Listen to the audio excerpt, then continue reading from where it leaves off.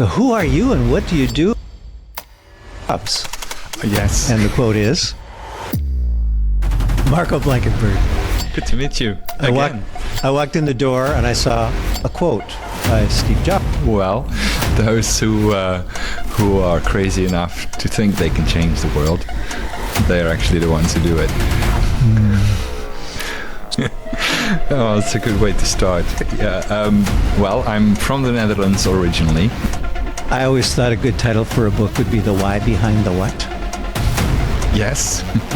You know, I can see what this is. Yeah. I can see what this problem, or at least see my perspective of this problem. But why? Mm-hmm. You know, what goes into that whole thing. You've created some tools to help people understand the why behind the what. Mm-hmm.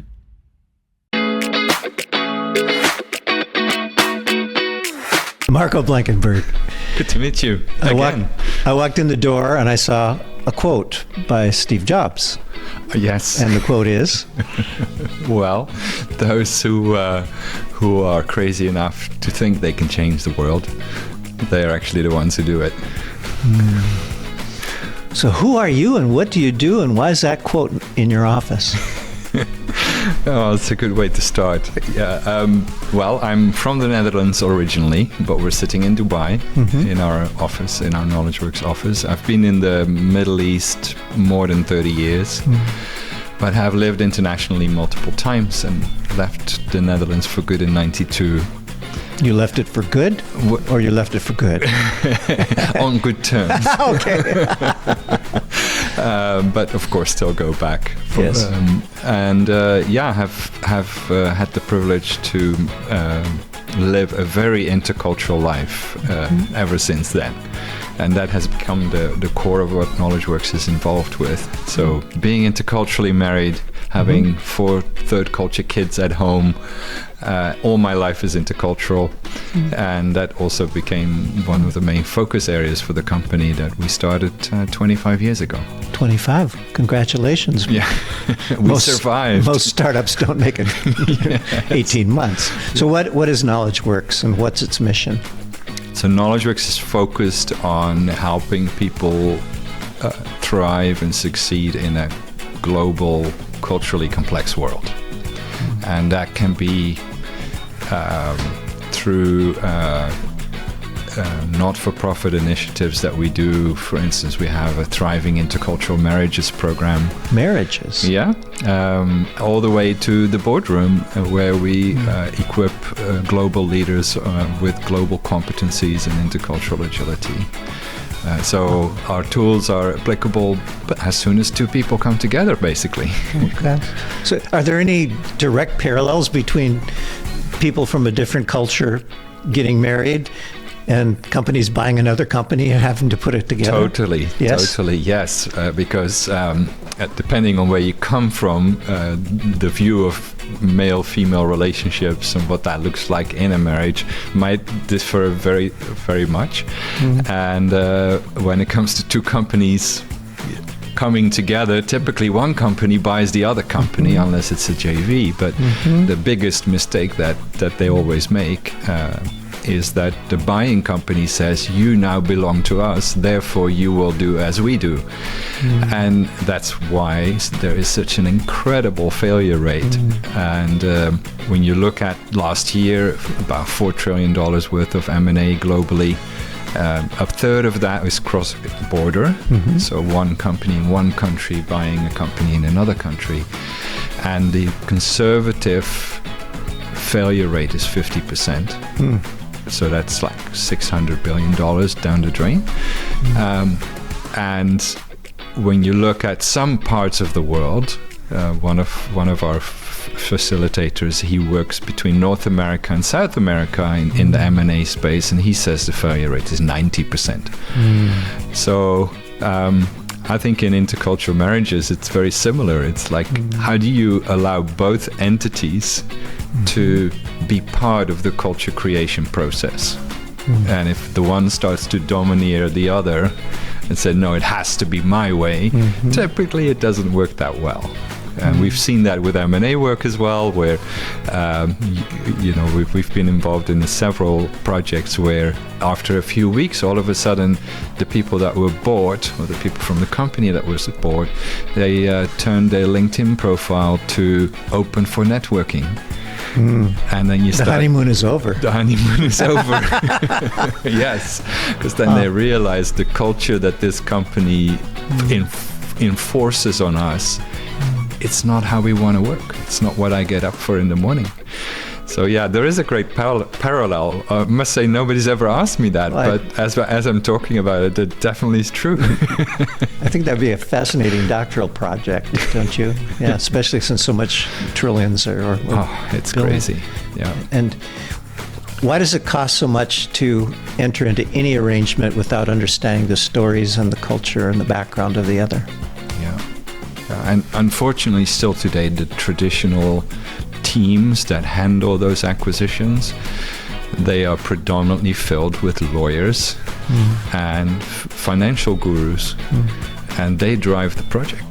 And I've not seen many teams have cultural experts on board at the same time from the beginning. So they bring them in after it's too late. When that happens, yes, I've been on one particular project in the banking sector.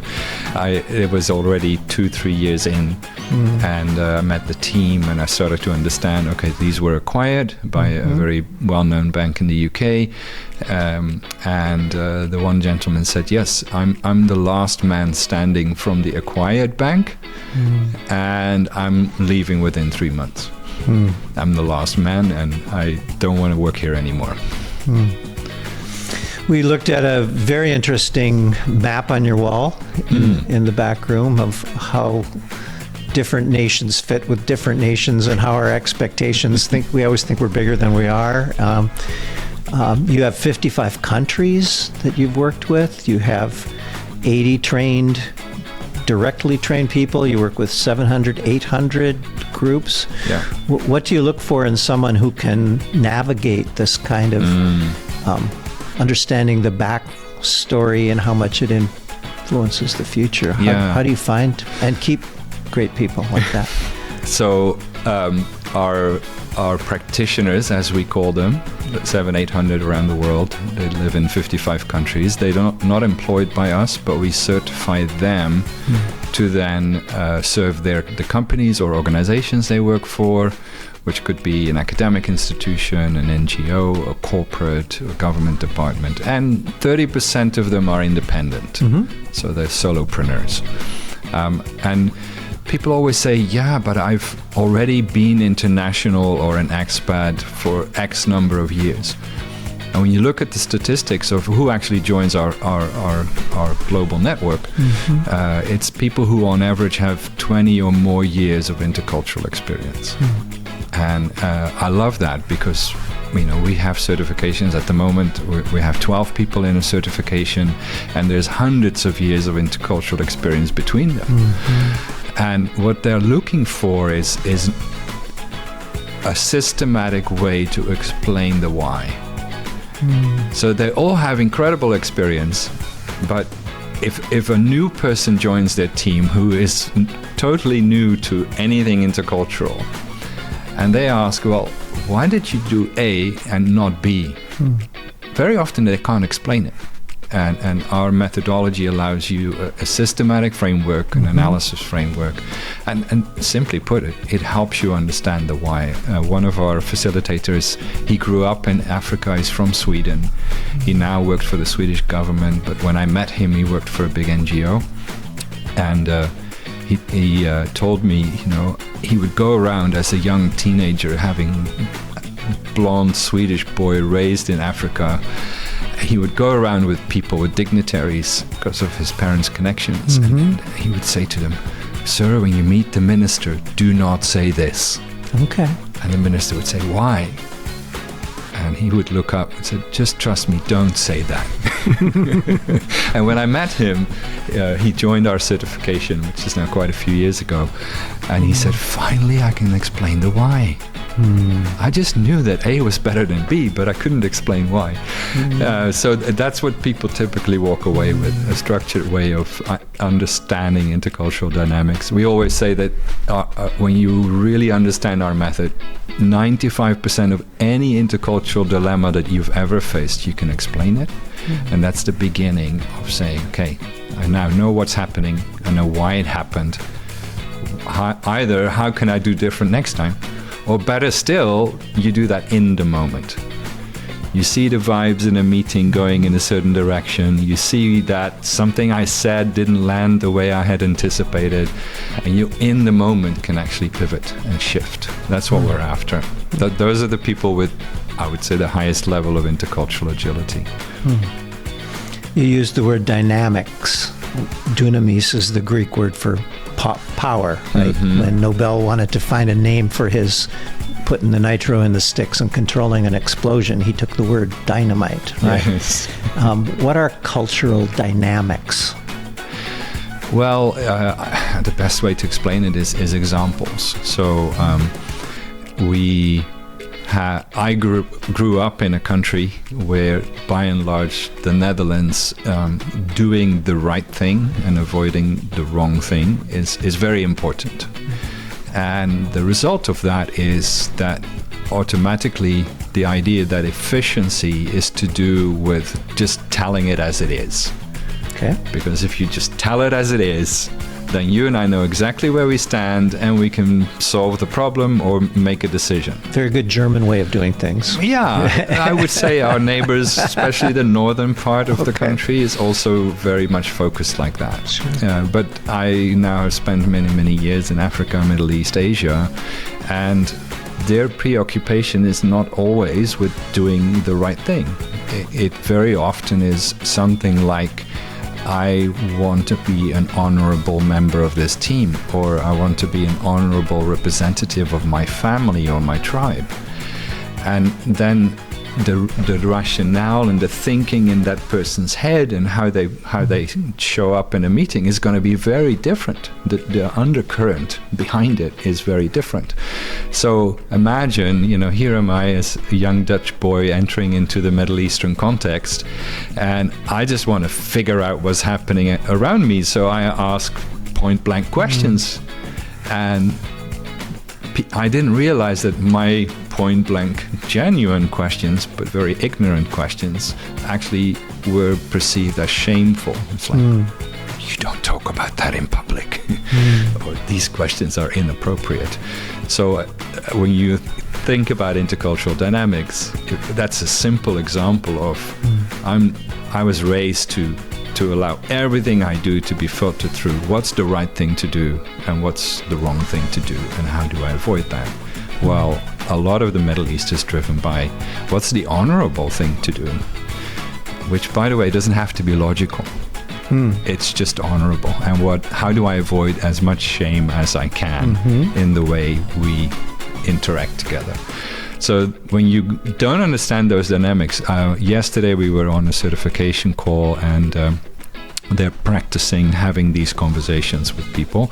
And one of the ladies said she was coaching a person who'd been in this region in oil and gas for many years. And she said, man, if only I knew about this 20 years ago, my life would have literally been different in the region. So yeah, that's just one example. I think the biggest one is to do with how we communicate. So one of our, we call them polarities, opposites. One of the opposites that we work with is how some parts of the world are very focused on direct communication, and other parts of the world are focused on indirect communication. The direct communicators... Some marriages are like that too. Yep, when you have that intercultural dynamics in the marriage, that's why we created the course. So yeah, direct communicators, they will accuse indirect communicators that, just say it as it is. Why are you beating around the bush? Why are you going through circular reasoning? And indirect communicators, they accuse the direct communicators of things like, you don't think our relationship is important. you don't know how to package a message, especially when it's a hard message. You're unsophisticated in your communication. You don't even know how to do good storytelling. So, and again, that's another example where intercultural dynamics then become fascinating, and it can go horribly wrong. But if you understand the why, at least you are at the beginning of how do I shift? How do I stop accusing indirect communicators of all kinds of stuff and say, there's an art to that. And I had to learn the art, mainly being raised as a direct communicator, learn the art of indirect communication, storytelling, using parables. Timing is really important, packaging, softer landings sometimes, private landings versus public landings. So that's the type of stuff that we typically have to deal with, and we hope that when people are equipped with our tools, they know how to run with these things by themselves. Let's talk about your tools. I always thought a good title for a book would be The Why Behind the What. Yes. I can see what this is. Yeah. I can see what this problem, or at least see my perspective of this problem, or whatever, but why? What goes into that whole thing. You've created some tools to help people understand the why behind the what. Tell me about a couple of them. Well, there are two elements to it. So the first why behind the what has to do, we call it perception management. So how do I, in this conversation, how do I perceive myself? How do I perceive you? How do I perceive what's happening in the conversation or in the relationship? And how do I perceive the context? So those four things are perceive myself, you, the relationship, and the context. And if I don't even understand what's happening to me as we're having this conversation, and I don't have a clue what's happening with you, which is even harder, how do we move forward together? So we might miss a whole bunch of information about, how do I read people? We're both more Caucasian oriented in our heritage, but even there can be radical differences. So we always start with this idea of perception management. So can I perceive myself better? Can I learn to pick up more clues as what's happening in the relationship? Can I get clues from the context? The context can be the political context of the company. It can be the stakeholders involved as part of the context. It can be the physical space. So learning to pick up more clues is where we typically start. And that can only happen if we, and I don't want to get into the neuroscience of it. I know that that's your area of expertise, but the whole idea that default mode networks exist. So we create neural pathways in the brain over time from when we're little kids, and those neural pathways become the default. That's what our brain pushes us to do it in a certain way. I have a coffee cup that says myelinate the neurons when they are young, and when they are old, they will not depart from it. Okay, that's default mode. Yeah. So what we find interculturally, the default mode networks in our brain, they tell us how to handle a joke. They tell us how to handle a critical remark. They tell us what is a pleasant way to show up in a conversation, on and on. So all those things might work in the context where I was raised, but if I then start traveling, or if my cultural context radically changed because of immigration and or talent coming into my town, then all of a sudden my default mode network is not good enough anymore. And the only way to start rewiring it is to slow it down. So you have to first slow down, and one tool that we use, we call it the DIR. So DIR is trying to slow you down by describing the situation from concluding or interpreting what happened. So you just don't jump. Yes, or mingle it all together. Okay. So first describe the situation. when that's done and you've had a chance to do your part in description, I have had my chance to do that, then we say, what actually happened here? Then we start concluding, interpreting, or deciding. And then the last step is the R. It's how do I emotionally connect with that conclusion or that situation? Now, if description, interpretation, and responding emotionally are all happening at the same time. So for instance, I come back from a meeting and it was a really tough meeting. You ask me, hey Marco, how was the meeting? And I say, oh, I feel so terrible. This was a waste of time. These guys don't want to work with us. And next time I'm going to say no when they ask us to meet. So what happens is I'm responding emotionally. I've concluded this was a waste of time. I barely described, but I ran with interpretive statements that are loaded with lots of emotions, which is very unconstructive. If, for instance, we had 5 people who all experienced that meeting and none of them described what happened, and you're my boss and you want to say, well, tell me what was going on. I mean, this was going to be an amazing deal and apparently something went wrong. So what you need then to start making sense is first description. Tell me what happened. Don't tell me how you feel about what happened. Don't draw your own conclusions first. I want to first hear what happened. And in good police work, investigative journalism, there's many fields when, Amnesty International, for instance, when they do research, they are very careful to be purely descriptive to start with. And they hope that the journalist doesn't wedge in their own perceptions and ideas, but actually that the report will be constructive and will hopefully lead to positive change in the world. So yeah, DIR is one way to forces us to slow down, park those very fast conclusions that my default network wants to draw, like the example I gave earlier with direct, indirect communication. Oh, you're an indirect communicator. You're wasting my time. Or why do you keep telling 3 different stories about the same subject? So default mode network, park, stop. Indirect communication is new to me. I just need to learn that it's another way of communicating. It's not ranked higher or lower than my way of communicating. And I need to learn to just understand how it works. And that's where description comes in, engaging and only describing, not interpreting, not emotionally responding until I can start to do it myself. Does that take a level of maturity? Not just that, it takes humility as well.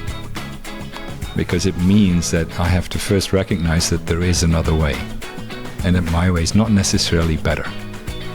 So it's hard for a narcissist to do what you want. Oh yes, that would be very, very difficult. One of the other tools that we use, we call it the cultural learner mindset. The opposite is the cultural critic mindset, which is sort of the cultural brother or sister of Carol Dweck's work on growth mindset versus fixed mindset. So having a cultural learner mindset indeed requires humility, requires you to listen and to accept that my way is just one way. There's one way of doing things that I've learned, but you might be able to introduce me to another way.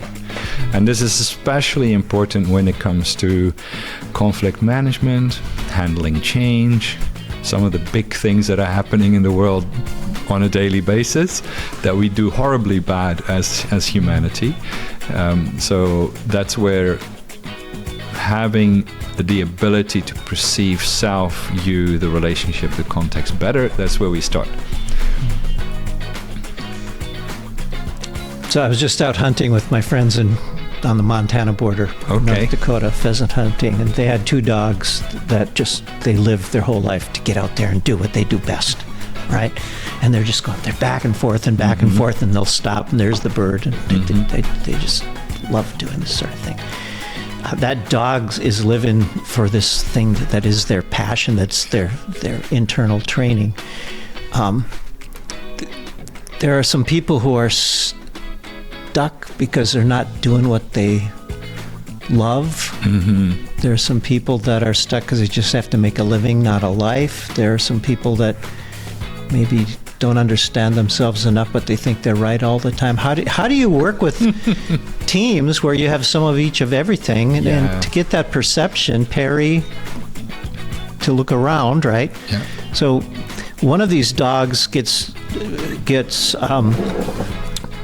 chained in the yard to a post, and it can see this much. Yeah. The owner thought, I'm going to put it on a clothesline, the old-fashioned clothesline, because they still like to have fresh clothes, and at least it can go from this point to that point and look back where it was, and this point to that point. And it's like, if I can go to one other country, I've got a different perception, Perry. Yeah. Okay? Yeah. If you have two friends, you can see their relationship. You can see how you react. It's multiplicative almost. If you have been to 3 countries, if you know friends from 3 different political persuasion, that's great. But it's all still one flat plane. The moment you add a 4th point, a 4th friend, a 4th book, a new language, I think everything changes if you can expand that. Yep. What about the person who's living in cultural myopia and they're just fine there? Yeah. And now they're on a team that they... Well, what do you do? I've had situations where people came out of that world into their first, let's say, international assignment, and this I think the most dramatic examples I've seen with the military, with search and rescue, with the rapid response teams that we worked with, especially in the 2000s, and the other one I would say is jobs like oil and gas.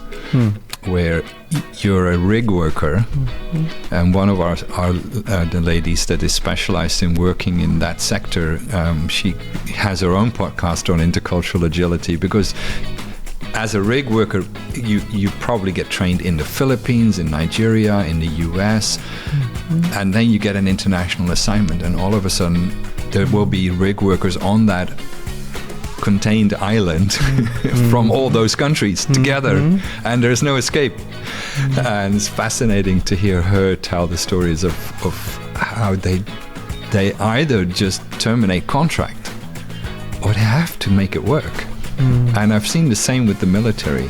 Sometimes it's more complex, but because when joint forces come together, every military has their own SOP. Every military has their own human terrain analysis, for instance. And when you come together to then actually figure out how can we work together, that's one thing. How can we work together in this foreign land? That's another thing. And the general just wants you to get to the goal? Yeah, exactly. And now some people make the shift. Some people just, they wake up and they come to the point where this is not a threat, this is an opportunity. I'm going to be learning new ways of collaborating, new ways of doing the job that I love, or that I've done for many, many years. For instance, in rapid response teams, we've worked with teams that were like the first to be on site for quite a few years ago, the big earthquake in northern Pakistan, Banda Aceh with the tsunami, some of the conflicts and crises in Africa. And these people are absolutely brilliant. But when we started working with them, they are incredible at search and rescue. They have a very interesting way of doing emotion control. And they can be just laser focused on saving people and getting people out of the rubble, or getting basic facilities back up and running, water, hygiene, food, etc. But what we found was, and we wrote an article about this, the 90-day rule. Typically, they were not very interculturally agile. So they were so laser focused on doing what they're good at that they started to offend people. They started to say things they shouldn't be saying. They started to do things that they should have asked permission for. And even if they knew they had to ask permission, they didn't know who to ask it from. who's the formal or informal authority. So we call it the 90-day rule, because we found with those teams that very often after 90 days, the locals were saying, thank you for coming, but please go home. Thank you for going as well. Interesting. And I'll give you one radical example. We worked with oil and gas with a group out of South Africa, and there was over 100 of them that were becoming part of quite a large project in gas to liquid technology. And the company had decided all of them need to do intercultural agility development to work together with the local population. And there was one guy in the group who was incredibly disruptive, and I didn't know what to do with him. So he sat in the back. I moved him to the front, disruptive, pulling his colleagues away from what we were trying to do. I went to HR and I said, what do I do? Well, he has to be here. If he doesn't tick the box 3 days, he will be fired. And what was fascinating is at the end of the 3 days, he came to me and he apologized. He said, Marco, I'm so sorry I've been so disruptive. And then he told me his story. And he was basically part of the South African version of the Ku Klux Klan back home.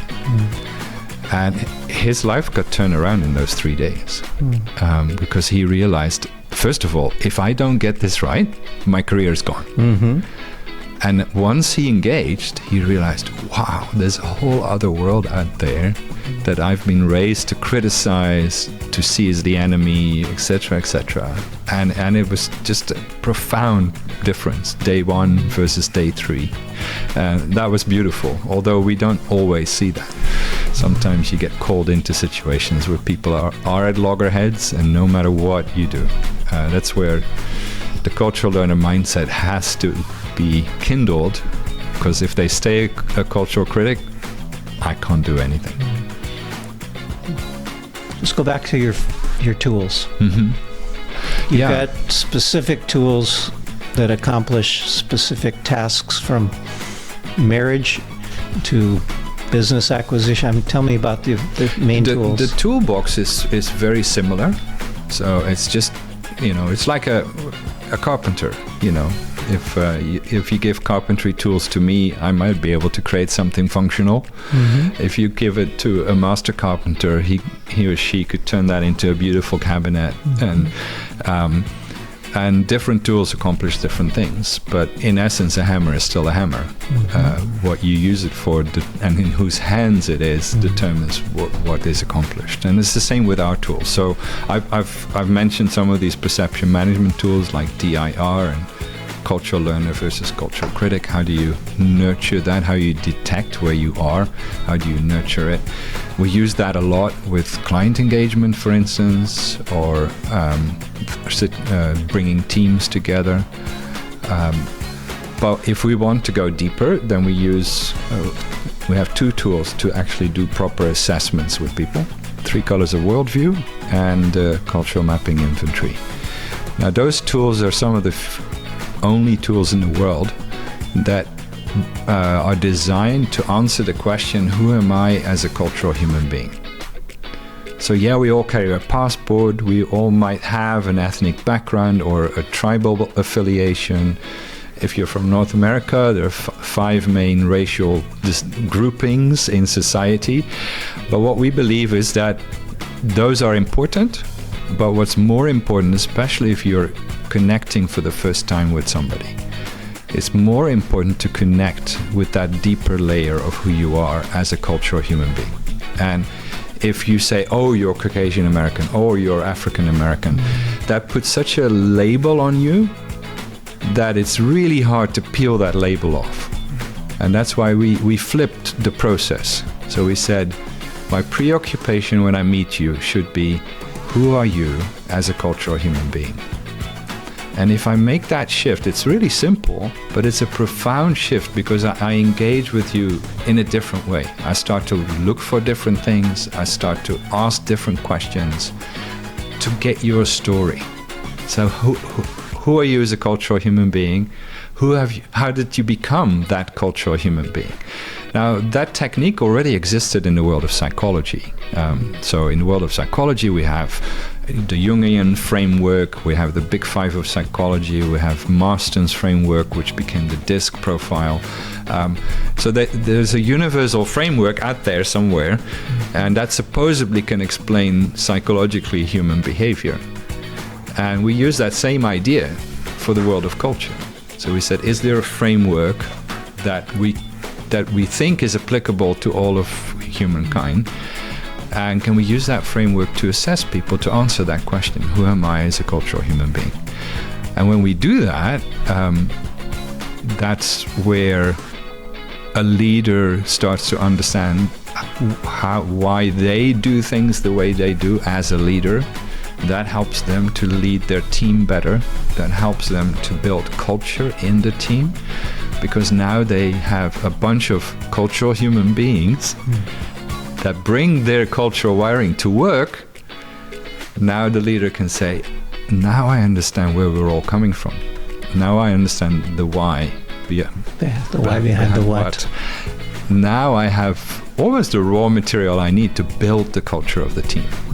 And so that's probably one of the most powerful applications. But that same process then happens with, we call it client engagement across cultures. So if I, in the moment of, let's say we are in a client relationship, people who know our tools well, within the first few minutes, they can figure out that question. Who are you as a cultural human being? And that's powerful in a client engagement, in a sales conversation, or in negotiations, for instance. So I was at the RAF club at Cambridge 2 days ago, and all over the walls are these names of the airmen and airwomen, but mostly airmen who had a beer with their buddies, signed the wall, and went on a project together, and half of them didn't come home that year. Yeah. But they had a goal, and they were very different people. Yeah. In fact, at our table with the beer, there was someone that you could describe as pretty right-wing, and another person who you could describe as pretty left-wing. And now they looked the same. So it wasn't race. Yeah. But they had different cultural upbringings. But what is it about having a goal that you can agree to, and going into, this will maybe get into gaming mechanics. What is it about doing something together beyond where you are that can bring you not just to that place, but to a whole new place? Yeah. There is a dilemma there. So I mentioned earlier on this idea of right-wrong oriented culture. If people are raised in that cultural context, they find it much easier to focus on a goal no matter where the relationship is. Relationship could be bad, I could be at loggerheads with you, but if we have a common purpose, we just pursue that. And it's funny to look at, for instance, Hollywood movies versus Bollywood or Nollywood. Nollywood is becoming more popular. When can a cast of actors in the movie get to the point where they put their shoulders under a problem to solve, a maiden to rescue, a villain to annihilate? In Hollywood, it goes really fast. In Bollywood, that's why most Bollywood movies are 3 hours. The relationship has to be established first. Okay. So otherwise, you don't care about the goal of the relationship. Yeah. So what comes first, and that's why we have those ingredients as part of. Okay, how do you do that? Because I'm a firm believer. If you don't have a purpose to pursue, if you have a golf course with no putts, holes, what's the purpose of the game? It's just a walk. Just a walk. That's right? what it is for me anyway. But so what comes first depends on the cultural cocktail of the team. So we did an exercise last night actually along those lines, and we had 3 breakout groups, and we asked them, so you're creating a new team, and your task as a team leader is to create a culture where everybody thrives and where everybody feels, I belong here. So some teams started with strong relationship focus, which was reflective of who they are as cultural human beings, and others put task, purpose, let's be clear on why we're together and what we want to accomplish. They put that at the beginning. So we call it building relational strength. How much of that do you need to do up front? Bollywood takes an hour of the movie to make it happen and figure out where do we stand. If you then, this might sound crazy, but if you think about Armageddon, Bruce Willis was a classic example of, an asteroid it's going to destroy the world. People that normally kill each other on Earth, they get together. They come together and they save the day. So that took like 10 minutes or so. The animosity was established. Okay, let's suit up and let's make this happen. So that's one thing, but purpose is really important. But what's more important for us when it comes to cultural dynamics is I might be clear on our collective purpose, I might be clear on my role within it, but what if I make a promise I don't keep? Then what? Are you just going to sit on your hands and say, I'm not going to talk to him. I don't know how he's going to respond. So what we say, let's be clear about purpose, but let's also figure out how we celebrate. So small celebrations, big celebrations, milestones, or just, hey, that was a good comment during the meeting. That really pivoted the meeting in the right direction. And then what do we do if we don't? What do we do if we mess up? If we make promises we don't keep? What if I just fail in one part of my role? That conversation is super important. And then other ingredients are related to trust. So trust is incredibly complex, actually, interculturally. So we've created a framework to have a trust-building conversation, which then includes what do we consider trust-breaking as a group, and establishing that. And the last part, and is, like I said, there's no particular order, but the other thing is overcoming communication challenges. So I already mentioned direct, indirect, but then, in the world of today, you have so many possible channels you could use. And a classic example is, you send me an email, I get upset as a result of the email, I use email to vent my frustration. So when you think about DIR, now I'm in the R. So I'm emotional because of the content that you send me triggered me. And now I start typing back. So off the email, the email goes to you, but what we say is every email in the world is read out of context. So you send me an email that triggered me. I send you a response because of my trigger. That arrives on your desk and you read it out of context. So we've both communicated, but we don't understand the context. So that's a classic example of where we always have to say, what do we do with emotions? What do we do when you say something in WhatsApp or in an email or on a chat board like Slack and it triggers me? What do we do with those emotions? Where do they go? Where are they allowed to flow on the team? And how do we resolve them as quickly as possible? So these are very practical conversations, but those components are typically part of establishing who do we want to be. You mentioned context. So from a neurological perspective, your eye can see a single photon a mile away, but it doesn't mean much. It's what is around that photon and what surrounds. Your ear can register, the ciliated epithelial cells in your inner ear can register a single atom, but it doesn't mean much. It's what other atoms are around it. An individual neuron firing doesn't mean much, but everyone touches between 1,000 and 100,000, and everything that touches multiplies. It's exponential. And it is that connection to the connections that creates the mystic harmony linking sense and sound to sight. The one thing matters, but it doesn't have meaning. I used to give a talk to seniors and graduates about your identity is who you are and whose you are. I don't believe that anymore. I believe who you are is whose you are. There was a punishment worse than death in the ancient world, banish it. Call it death, not banish it. Everybody can see Juliet. I can't, right? You know, is there a way to understand better if you're living in this Western mindset that, you know, I'm going to get away from you, ride west, and never see you again? No, that's worse than death, because you're dying a little every day if you're not with that community. Is there a way to enrich context for people who just think they're the whole thing? Well,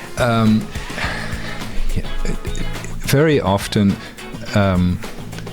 So for instance, we have this cultural learner mindset, cultural critic mindset. Okay, so we play with that, and we get people to practice what it means to be a cultural learner.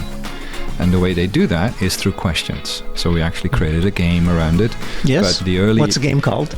The Ultimate Intercultural Question Game. The Ultimate Intercultural Question. I like it. Yeah. So it's on its own website. So interculturalquestions.com. But when it comes to, you know, super individual mindset versus community mindset, this is a really good example of what people experience. So we say, you think you know your friend, so choose somebody that you've known for a while and who's probably culturally different from you. Take some of these questions and decide, let's say 6 questions that you're going to ask your friend, and tell them, I need to practice being a cultural learner. And I want to talk to you about your cultural journey in life. And then they select questions from the book or from, you know, the initial deck that we created. They go and have the interview. And 9 out of 10 people come back and say, in that 1 hour, I learned more about my friend than in the 5 years I've known them. And it's always excitement, appreciation, respect, connection, getting closer to each other is always the impact. It's fascinating. It hasn't failed so far. And that's why we also created the game. So you have a richer context to understand something that's in but place. It's very often we either what we talked about earlier on, we don't know what to look for. We don't know what information is meaningful or could become meaningful. So we don't know which puzzle pieces I need to gather to have a meaningful connection with you, or we don't know which questions to ask. And that's why we created the game and the book. But even the early days when we had only 150 questions, just that activity of meeting a friend, and I purposely select some questions that I probably have never asked him or her, and the hour becomes a magical hour of exploration and deeper connection. So I mean, you know, we are made for connection, and there's a lot of research on that. But the what we call individual accountability is actually detrimental for society. The opposite, community accountability, is the antidote. And neither, you know, these are polarities. So either extreme is not a good thing. So for instance, to give you an example, in the state of California, they've done a lot of work on wellness in the schools. But the way it was positioned was wellness for me as an individual.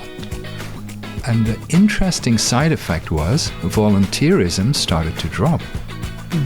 Because the kids through the wellness program got so busy with themselves, being well themselves, that the unintended consequence was that they didn't volunteer anymore on programs that were to do with the wellness of others. Bowling alone, just me. Yeah, so it's that idea of individual accountability and individual accountability. They both are necessary for us to be healthy, rich human beings. Could you turn that tool into a pre-marriage tool?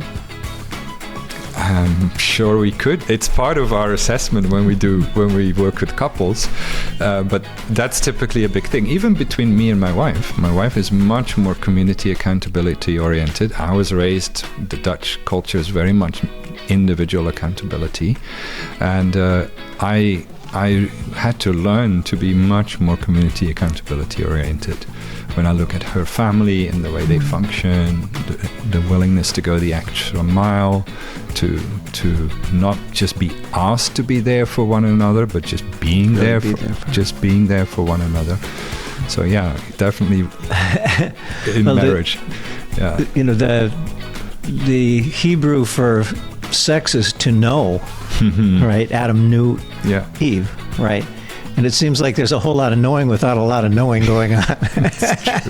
It's true. It's funny, one of the facilitators in the Netherlands, he runs with a group of immigrants and refugees, and they meet every week just to, help each other. He's also a coach in that space, intercultural coach. And he used our game, and he introduced the game, and there's 31 topics in total, from food to parenting to accountability, you name it. So he started to use this there were like 8 nationalities in the group, just to get people to tell stories. How was this way in the place where you came from? And then one night he decided, I've done this a few times now, it's getting boring, I'm just going to skip it. And the group revolted. Where's the game? We want to do the next topic. Because, they really got to know each other. They got to respect each other. What we also find is that idea that if there is room for me to tell my story, something magical happens relationally.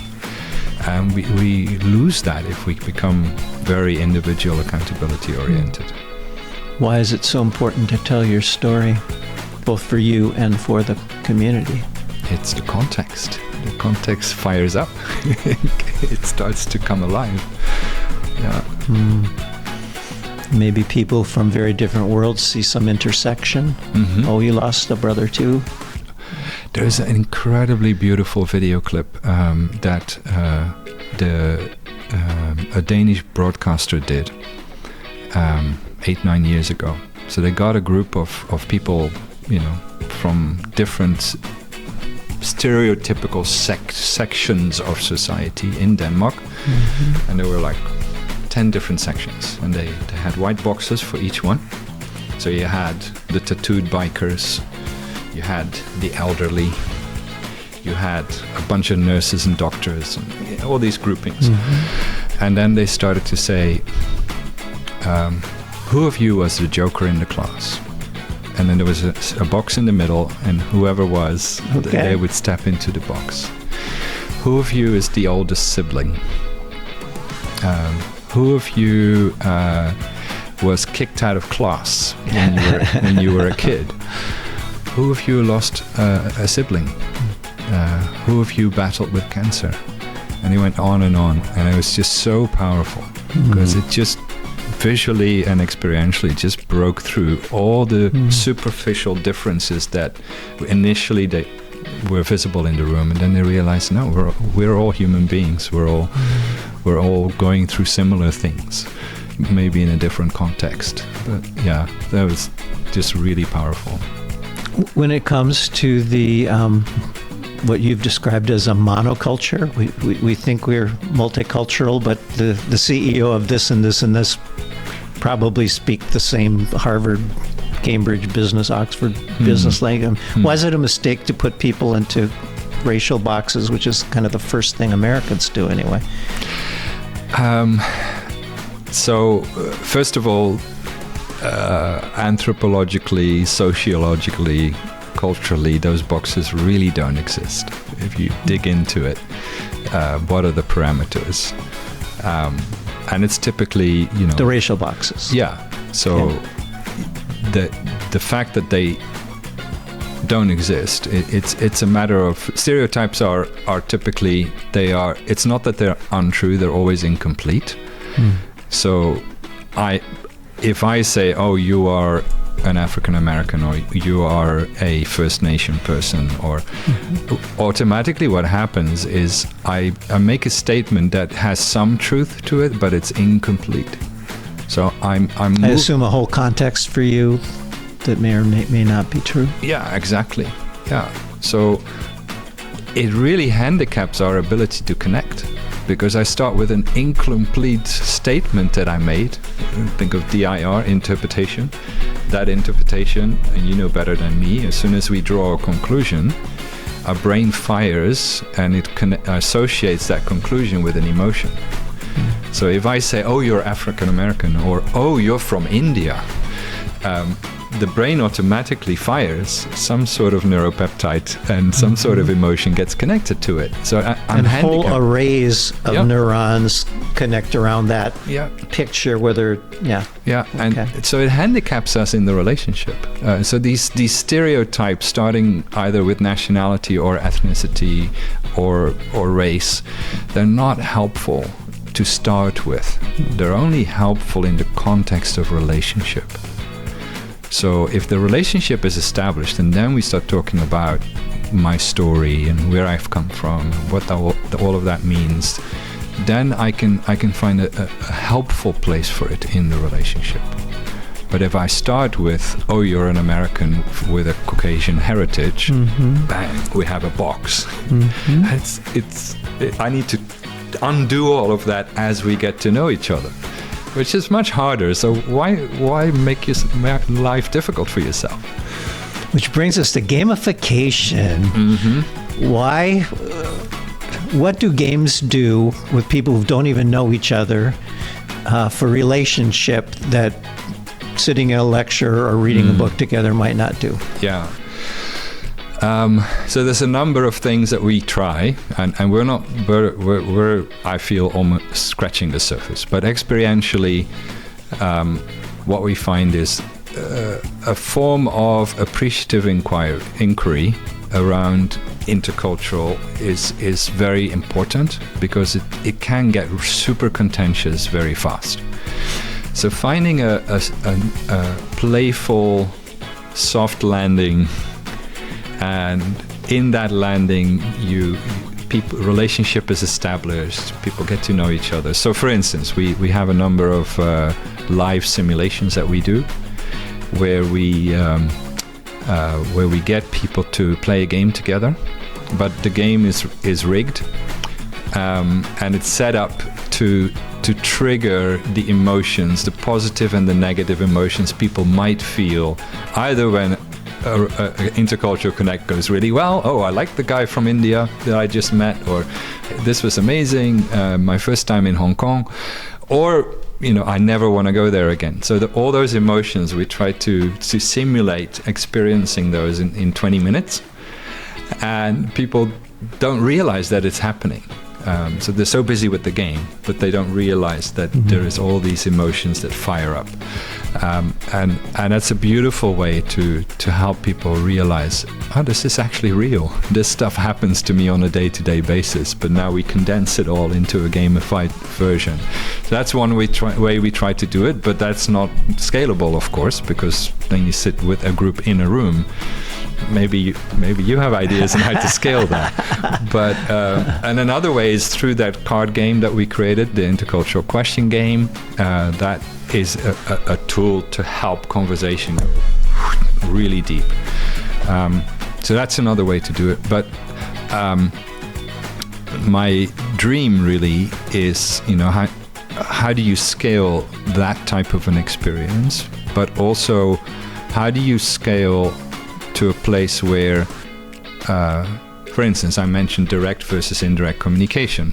We have a lot of markers as to, if a direct communicator says this to an indirect communicator, here's what's very likely going to happen in that person's mind, and how are they going to respond. So we know a lot of those things, and potentially putting pathways in place from a digital gamification point of view, I think could be really, really cool. Especially if we have our own AI engine that we built.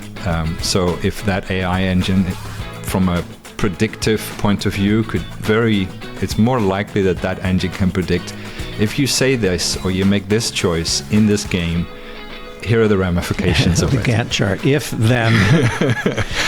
So I'm dreaming of the day where we could actually create that type of simulation, because then you can scale it. You can really take it to younger generations even, and then cost effectiveness becomes a volume game, and then we can potentially train millions of people to be interculturally agile from a younger age. The younger, the better. Yeah. I think you told me a story once about some soccer teams that competed and that was good, but then they mixed themselves up and it was even better. Oh, was that yeah. you? Yes, it was. That was. There was one story from London, from the Metropolitan Police, and there was another one from the UAE actually, when the Abraham Accord was signed. The head coach of the rugby team of the UAE and the head coach of the rugby team of Israel decided we're going to do a Abraham Cup now that the two nations have signed an agreement. And they came together, and I interviewed him on our podcast. He's a Samoan Kiwi, and he indeed told me that just being on the field together, but not as political nations, but as individuals who love the game of rugby and who step on the field and are willing to submit themselves to the rules of rugby. And that totally changed the dynamics. But what Apollo is his name, what he said, the most powerful moment that the players said was when he mixed up the teams. So half the UAE team went to the other side and half the Israeli team went to the other side, and they now had to learn to play together against a half on the other side of the field. And they said that was because it was he said, then all of a sudden the Israelis pulled out their best Arabic, because most of them speak some Arabic, and the Emiratis, they tried to communicate in the best possible way with each other to still win the game. But just that idea that you can step onto a field and that field has different rules, and because just the act of stepping onto that field, you're willing to submit to those rules. With the London Metropolitan Police, the same thing happened between neighborhood soccer teams that were pitched against police force soccer teams. And if they would meet in the neighborhood, they might be shooting at each other potentially. Right. But now they submitted themselves to the game of soccer, and it became one of the most successful outreach programs that they did. The play's the thing. Yeah, the play, you can't play unless you agree that here's how we're going to play. Okay, so it's like a common context. Mm-hmm. The rules are a language. Yeah. And there's a goal. There's an actual goal. Yeah. So we should gamify a lot more conflicts to have a common context. Yeah, I mean, one of my close colleagues, he was in the Navy in South Africa as an officer, and he said even before apartheid was abolished and Mandela became president, he said cultural integration was most successful in the military. Because you step into the military, there are rules, and the rules are non-cultural. They're not biased from a racial point of view. So he said everything was superseded by a rank and file and SOPs, standard operating procedures. So he said the military, rather than SOBs, which might have had a few of those too. Yeah, for sure. They were much further ahead even before Mandela became president. So where are you going? Where do you need to go? You've gone through 4 major cultural adjustments during these years. And still going through one. Work, and there's one right now, yes, right? Yeah. So what do you have to do when you're met with a giant challenge like that in your team? What does a team need to do? Yeah, it's a good question. We are really still struggling through that, but I think there's 2 things that came to us during this time. First of all, fortunately, our birthplace is Dubai. Dubai is our laboratory, and it's still a really, really good laboratory when it comes to intercultural stuff, because all our work is intercultural. You just walk out the door and it's intercultural. So going back to that beginning, as in, let's keep using the city as our lab, because that's why we've been able to work in 70 countries around the world. So back to base, that's one thing. But the other thing is, and we haven't solved that, we know our products could be used at scale, relatively cost effectively. We just don't know how to do that, to be honest. I would love to see it happen. Like I said, I know we can touch millions, and I know it will make the world a better place. I really believe that. But the how-to is what we're struggling with right now. And gamification could be one of them. But because we've worked in schools, and it is so incredibly beautiful. And I still remember the first time one of the teachers that we worked with brought our 12 dimensions of culture into the classroom. And we were debating, is that too complicated for 14, 15-year-olds? She said, trust me, they'll get this. So what she did was she gave them a challenge. She explained the 12 dimensions, got them to, do some fun stuff with it. I mentioned 2 of them: individual accountability, community accountability, direct, indirect communication. And then she said, I want you in working groups to profile me. So where do you think I sit on these 12? And she said, these students, they got it. No problem at all, and it started to shape how they interacted with each other, how they interacted at home with the teacher. So I've seen how at an early age kids pick up this stuff, because if you package it the right way, it's meaningful. It's something they can use every single day. It creates meaning and language to experiences that they have every single day. So I know it works, but it's on smaller scale. I think you're going to get to the big scale, and I'll be happy to be part of your think tank to make that happen. Next time we meet, I want to talk about meaning. I started a project at the beginning of my doctorate called The Meaning of Meaning in a post-Gutenberg neo-Google world. Okay. Why does anything mean anything to anyone? Yeah. And what is meaningful today, and how do you make that kind of meaning? So I'd love to do this again, maybe it's a big subject. 6 months from now. All yes. right. Awesome. All right, Marco Blankenburgh, and your website is? Knowledge Works with KX. KX, I like it. So that's, and I mentioned in terms of the game, the intercultural question game, that's simply interculturalquestions.com. And they can find that, a link on Knowledge Works as absolutely. well, and back and forth. Yeah, absolutely. Marco, thank you so much. Thanks for this.